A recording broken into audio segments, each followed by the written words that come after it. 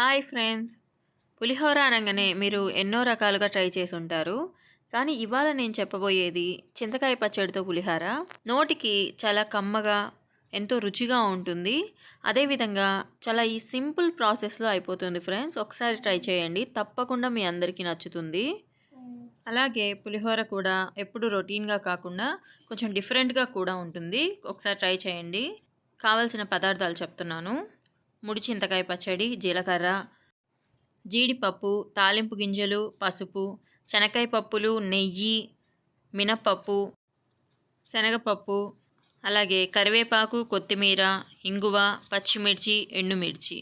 ఇప్పుడు తయారీ విధానం చూద్దాం. ముందుగా మనం ఉడికించి పెట్టుకున్నటువంటి అన్నంలోకి ముడి చింతకాయ పచ్చడిని ఇలా కలుపుకోవాలి. పులిహోరకు అన్నం పొడి పొడిగా ఉంటే బాగుంటుంది.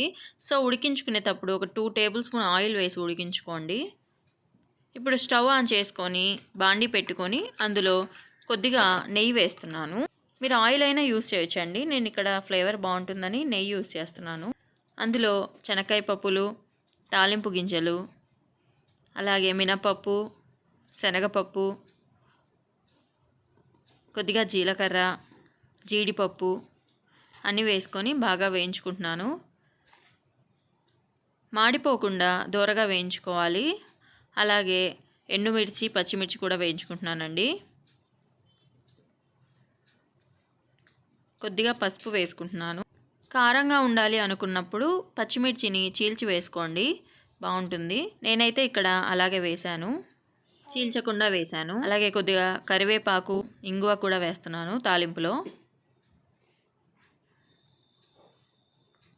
ఈ తాలింపునంతా మనం ముందుగా కలిపి ఉంచుకున్నటువంటి అన్నంలోకి ట్రాన్స్ఫర్ చేస్తున్నాను.